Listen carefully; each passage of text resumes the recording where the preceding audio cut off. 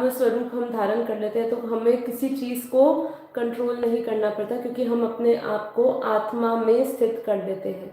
मन, इंद्रियां और बुद्धि से हम परे, मन बुद्धि और संस्कार अर्थात मन बुद्धि और ये शरीर से हम परे हो जाते हैं। जब हम आत्मा में स्थित हो जाते हैं, हमारी सभी वृत्तियां जब शांत हो जाती है और हम जब हम स्वधीन बन जाते हैं, तब हम उस परमात्मा में स्थित हो पाते हैं। और वही हमारी आत्म संयम की बात है, ठीक है, जहाँ पे हमें हमें कुछ कंट्रोल करने की ज़रूरत नहीं पड़ती है ना।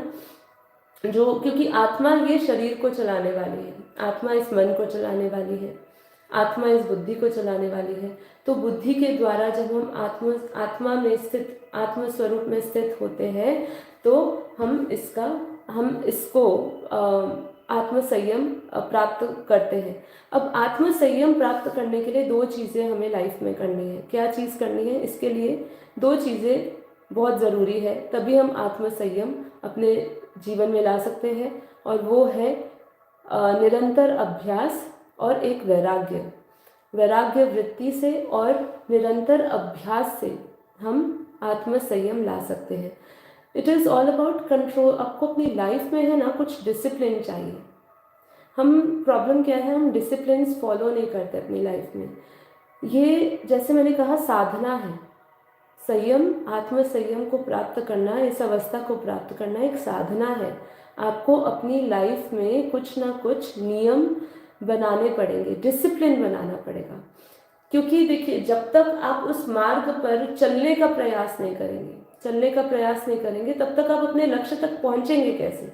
आज मैं सुबह उठ रही हूँ, मेडिटेशन कर रही हूँ, आपके साथ कर रही हूँ, या ये किसके लिए कर रही हूँ? मैं अपने लिए, स्वयं के लिए कर रही हूँ। अब मुझे कौन सी ताकत जगा रही है रोज सुबह? आप सोचिए, अगर आप अपनी लाइफ देखिए, सबकी लाइफ स्ट्रेसफुल है। किसी के पास 24 घंटे से ज़्यादा किसी के पास नहीं है। इस 24 घंटे को आप कैसे इस्तेमाल करते हो, ये आपके ऊपर निर्भर है।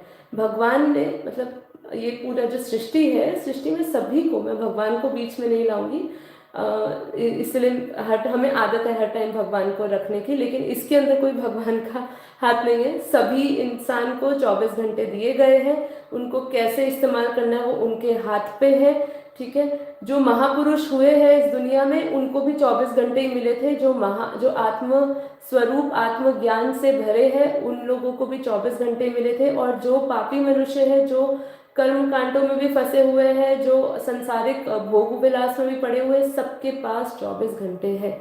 लेकिन आपको जागृत बनाने वाला, या आपको कुछ भी चीज़ प्राप्त करने के, जैसे मैं अपनी बात कर रही थी कि ये सुबह का जो समय है, ये सुबह का समय मुझे क्या प्रेरणा देता है? मैं अपने लक्ष्य को देखती हूँ।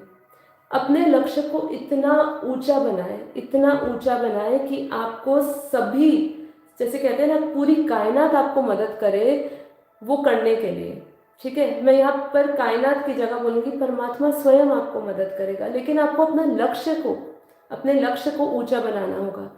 वो आपको विवश कर दे कि आपको सुबह उठना है, क्योंकि जो प्राप्त कर रहे हो, जब आप कोई चीज़ बहुत अच्छी प्राप्त करते हो ना, तो आपको है ना मोटिवेशन की ज़रूरत नहीं पड़ती। आप खुद सोचिए, अगर मुझे पता है जो मुझे मिल रहा है, मुझे उसमें इतनी खुशी मिल रही है, इतना आनंद मिल रहा है, और उस असीम आनंद का मतलब मैं किसी के साथ तुलना नहीं कर सकती। उसके लिए मेरी नींद खराब हो, उसके लिए मुझे सुबह जगना हो, मुझे सब चीज़ कबूल है। क्यों? क्योंकि मेरा जो आनंद है, जो मुझे प्राप्त हो रहा है, वो बहुत अद्भुत है, वो एक नशा है। और जैसे नशे से आया मुझे याद, जैसे जो नशा करने वाला होता है, क्या वो अपने आप को रोक पाता है? मतलब वो नशेड़े जो होते हैं, उनको आप जितना मर्जी उनको संयम लाने की कोशिश कर दो, वो नहीं कर सकते, क्योंकि उनको उसमें मज़ा आ रहा है। वैसे ही अपने जब लक्ष्य को मैं साध रही हूँ, या मैं इसमें अपने लक्ष्य को कर रही हूँ, मेरा अध्यात्म का लक्ष्य है, मेरे को आत्म स्वरूप की अनुभूति करनी है, मुझे परमात्मा को प्राप्त करना है। मेरा जो लक्ष्य है वो इतना अद्भुत मुझे अनुभव करा रहा है कि मुझे कोई भी तकलीफ नहीं लगती है।